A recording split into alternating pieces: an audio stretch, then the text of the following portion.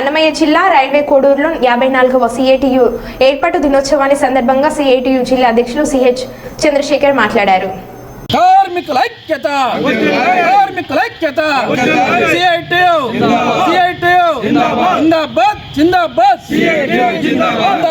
జిందాబాద్ జిందాబాద్. ఈరోజు centre of Indian trade unions ఏర్పాటు 54 సంవత్సరాలు అయింది.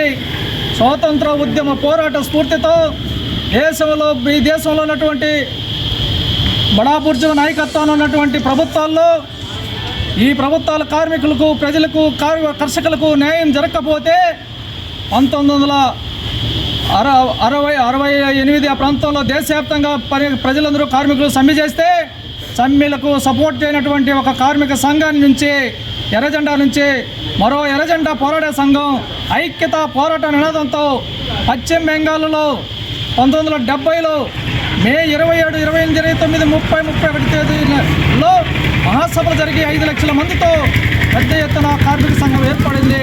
ఆ సంఘం ఈరోజు 1 కోటి మందికి పైగా ఈరోజు సంఘం ఏర్పడింది.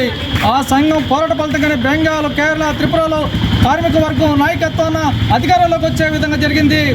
ఆ విధంగా ఈరోజు ఆ యొక్క వారసత్వాన్ని నిలబెట్టేదానికోసం సిఐటి లక్ష్యాలను అమలు చేసేదానికోసం స్వాతంత్రం, ఈ దేశం నిజమైన స్వాతంత్రం, నిజమైన ప్రజాస్వామ్యం, ఈ దేశంలో కార్మిక రాజ్యం సోషలిజాన్ని సాధించడం కోసం ప్రయత్నం చేస్తుంది.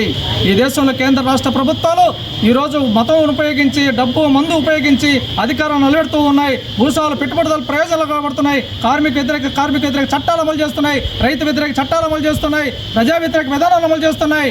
వాటికి వ్యతిరేకంగా నికరంగా పోరాడేది సిఐటి మాత్రమే అని చెప్పని మిగతా ఏ సంఘాలు కలిసి చూస్తే ఆ సంఘాలు కలుపుకొని పోరాటం చేస్తున్నాం. ఆ విధంగా ఈ సంఘం పనిచేస్తుంది. కాబట్టి ఈరోజు 54వ వార్షికోత్సవాన్ని జయప్రద అన్నమయ్య జిల్లా రైల్వే కోడలో జెండా ఆవిష్కరణ జరిగింది.